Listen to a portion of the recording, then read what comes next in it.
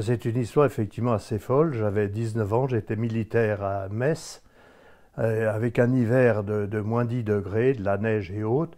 Et je prends froid simplement en s'entraînant comme tout militaire. Et j'arrive jusqu'à 42 de fièvre, ce qui est quand même... donc immédiatement infirmerie en urgence. Et là, je tombe sur un médecin fou. Ça arrive, il y a des gens, je pense, complètement déraisonnables pour le minimum. C'est-à-dire, qu'est-ce qui m'a fait faire? En fait, il y avait, sous prétexte d'hygiène, l'infirmerie était petite, hein, et il fait ouvrir en grand les fenêtres par moins 10 degrés dehors, et mon lit donnait juste devant, comme par hasard, la fenêtre ouverte. Ce qui fait qu'arrivant avec 42 degrés de température, ben, je dirais que je ne sais plus en quelques minutes, mais je suis tombé dans le coma. D'un seul coup, je suis parti, hop, en disant, j'ai senti, j'ai dit, il y avait deux gars autour de moi, et je dis, je m'en vais, je m'en vais, je m'en vais. Et puis effectivement, je suis parti. Et là, alors, seconde, je dirais, période, qu'est-ce qui se passe? D'un seul coup, je suis dans cet état constaté par les médecins, on s'affaire autour de moi en catastrophe, et à ce moment-là, je sors de mon corps. Je sens que je sors de mon corps, et je viens à la verticale, et je raconte à ce moment-là tout ce qu'on me fait comme intervention.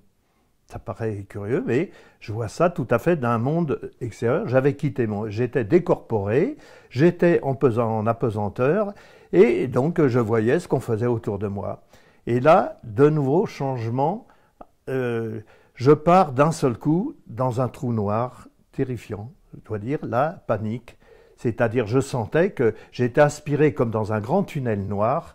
Et là, de plus en plus vite, je me rappelle, parce que toutes ces images sont complètement imprimées en moi, hein, depuis toujours. Hein. Et donc, après ce tunnel noir, au contraire, je sors dans la lumière. Et je sors dans un tunnel lumineux extraordinaire, et je pars à toute vitesse dedans, et j'arrive dans un monde difficile à définir, qui est un univers très lumineux, extraordinaire, où j'étais bien. J'avais quitté donc cette terreur du tunnel noir, et il y avait des corps qui flottaient du reste autour, en apesanteur, mais tout ça était très calme, et je m'y sentais très bien. Alors je ne sais pas combien de temps je suis resté dans cet état, mais quand même un certain temps où j'évoluais au milieu donc de cette lumière qui m'a complètement imprégné, je ne vois pas d'autres mots. Et puis là, alors, de nouveau, il s'est passé un autre événement, c'est qu'il a fallu réincorporer mon corps. À ce moment-là, je sentais que je devais repartir, et je n'avais pas du tout envie, puisque j'étais dans un monde merveilleux, et je n'avais pas du tout envie de réintégrer. Et puis je suppose que, par la suite, c'est une supposition, on a dû me faire des piqûres ou je ne sais pas quoi, pour me ramener à ce moment-là dans notre univers humain, je dirais. Et là, je ne voulais pas réincorporer. J'ai réincorporé donc mon corps, bon, plus ou moins bien. Et à ce moment-là, quand je me suis réveillé, donc il y a eu toute une période, donc là, je me souviens de rien. Et quand je me suis réveillé, d'un seul coup, j'avais un compagnon de lit d'à côté qui était musulman, qui a piqué des cris de terreur quand je me suis réveillé, parce que je me suis mis à raconter ce qu'on m'avait fait, en disant, tu sais, je suis sorti de mon corps, là, et puis j'ai vu que vous m'aviez fait ça et ça et ça, et des médecins m'ont fait ça, et ils m'ont dit, mais comment tu peux savoir ça? Et il a presque pris ça pour de la magie, et il a été terrorisé, à tel point qu'il a dû quitter la chambre dans laquelle j'étais, on a dû le séparer, parce qu'il m'a pris pour un espèce de phénomène qui... Voilà. Alors, tout ça, bien entendu, a duré encore 2-3 jours mal en point. Je suis sorti quand même du problème. Et à partir de ça, j'ai voulu oublier complètement tout ça. Si ce n'est que je gardais en moi cette impression de lumière extraordinaire. Donc, et toute ma vie, et ça c'était quand même il y a maintenant 60 ans. Je me suis tu pendant 60 ans. Régulièrement, les images me revenaient. J'osais pas en parler en me disant on va me prendre pour un fou, une histoire comme ça, je sors de mon corps, je rentre dedans. Mais il y avait quand même un truc qui avait étonné les médecins, c'est que j'ai raconté exactement ce qu'on m'avait fait et que c'était la réalité. Donc c'était pas une invention de ma part. Hein. Et j'ai vécu avec ça pendant 60 ans et puis à peu près l'année dernière, ça me tracassait tellement. Entre-temps, j'ai eu des hauts et des bas comme tout le monde dans la vie et proches, j'ai été blessé, j'ai failli mourir en Algérie. Bon, donc tout ça est venu quand même, ça ressortait régulièrement, mais je me taisais. Et il y a l'année dernière à peu près, je suis céramiste et verrier, je me suis dit pourquoi je ne mettrais pas tout ça en pièces, faire des pièces. Et je me suis mis à faire des pièces, si vous voulez, qui ressemblent plus peut-être à des sarcophages qu'autre chose, et qui sont pour être mises en lévitation. Donc elles sont posées sur des socles, j'en ai fait 5 ou 6, et j'avais besoin, ça a été ma manière en fait de formaliser un petit peu cet événement qui m'est arrivé. Et alors, est-ce que on pourrait juste repréciser les différentes étapes de ce que tu as vécu. Euh, Tu as parlé de sortie de corps, donc tu avais l'impression de flotter au-dessus de ton corps. Tu voyais Totalement. du dessus ou c'était simplement le son. Est-ce que tu avais une visualisation de quelque Ah chose? non, totalement, c'est-à-dire j'étais complètement à la plat, monté comme si je m'étais levé d'un seul coup sorti de mon corps, et j'étais à la plat et je restais fixe à voir ce qu'on me faisait, puisque j'ai raconté ce que l'on m'a fait comme intervention. Et pendant 60 ans, les images qui te revenaient, c'était quoi? C'était le tunnel noir de terreur? C'était la lumière de bien-être? C'était la lumière de bien-être à tel point, comme je te disais, j'ai été blessé, j'ai failli rester, j'ai pris une grenade à 3 mètres de moi, donc je suis un miraculé, je dirais, quelque part. Et j'ai toujours eu, depuis, c'est curieux à dire, mais confiance dans la mort. C'est-à-dire que j'avais déjà eu une expérience jeune à 16 ans où on m'a sorti une extrémiste quand j'étais en train de me noyer. Et c'est là où, quand on dit que j'ai vu toute ma vie défiler, effectivement, en quelques fractions de secondes, j'ai vu toute ma vie défiler. Au moment où on me sortait de l'eau, j'étais à la limite, quoi. Donc, et depuis, ça m'a donné une confiance. J'ai vu des amis mourir, ça me donne une confiance dans la mort. Je peux dire honnêtement qu'au jour d'aujourd'hui, j'ai aucune crainte de mourir. Ça ne veut pas dire que je ne changerai peut-être pas au dernier moment, hein. Ça, je ne veux pas non plus jouer les faux prophètes, hein. Et alors, est-ce que tu pourrais me décrire ce que tu as vu? Tu as parlé de lumière blanche, tu as parlé de corps flottant. Tu pourrais être un peu plus précis dans tes sensations ou de ces images qui te restent? Qu'est-ce que c'était que ce bien-être? À quoi ça peut... Tu pourrais nous Ce décrire? que je me rappelle, c'est une lumière un petit peu comme si c'était oui, une blancheur de neige, mais c'était pas cotonneux, c'était très transparent. Euh, Imaginez de vivre dans du cristal. Et comme mon métier, justement, c'est de travailler aussi dans le cristal, le verre ou autre, ça m'a toujours peut-être influencé, je crois, dans mon travail, d'avoir cette espèce de notion de, de- de- déjà du problème de la couleur, ou je dirais pas de la couleur, je dirais de l'intensité lumineuse. C'est ça la première chose.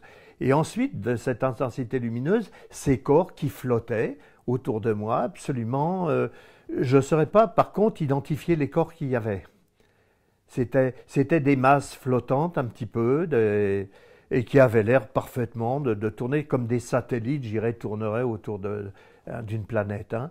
Donc, et ça m'influence tellement, peut-être, tout ça, c'est qu'au jour d'aujourd'hui, je viens de faire une exposition actuellement sur l'espace et sur les fulgurances dans l'espace, mais aussi sur cette espèce de plénitude qu'il y a dans l'espace, où des objets flottants, non identifiés, pour ce qui me concerne, voilà, se promènent. Donc je veux dire que je suis quand même imprégné de cette expérience, que je le veuille ou non, hein.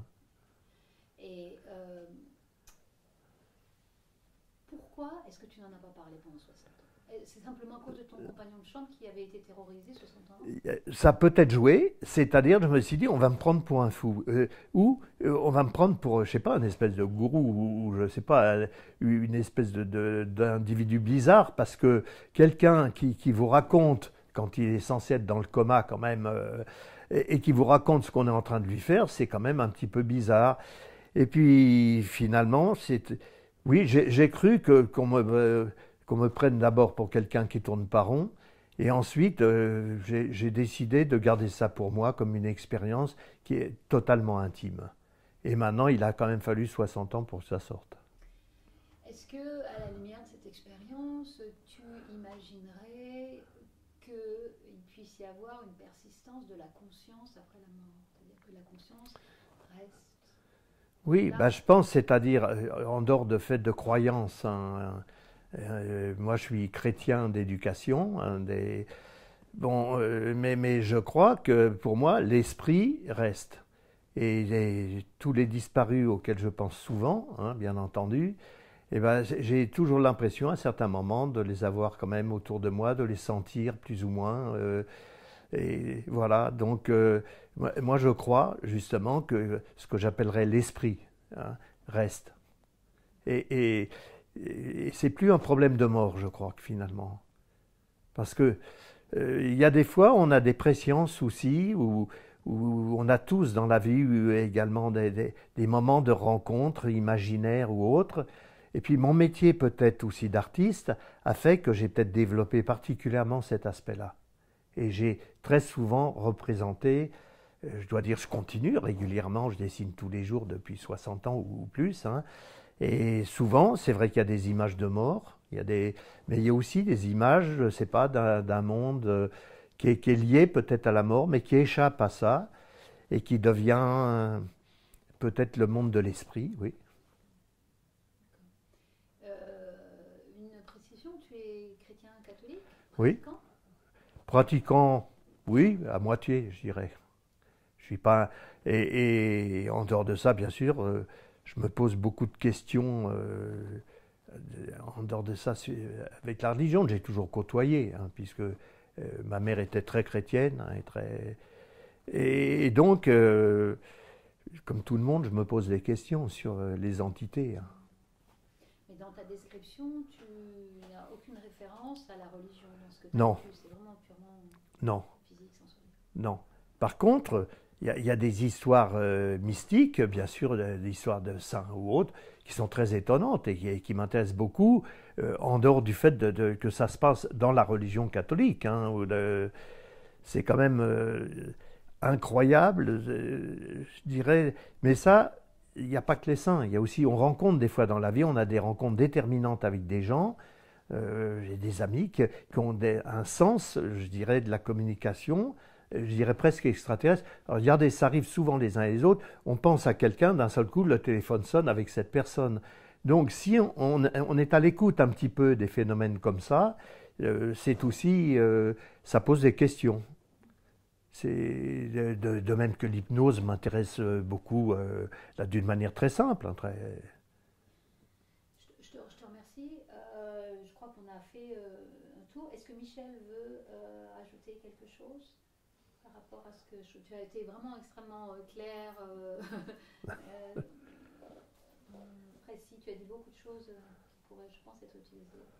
Est-ce que la sonorité était présente dans ton voyage? Non. Non. Non. Non.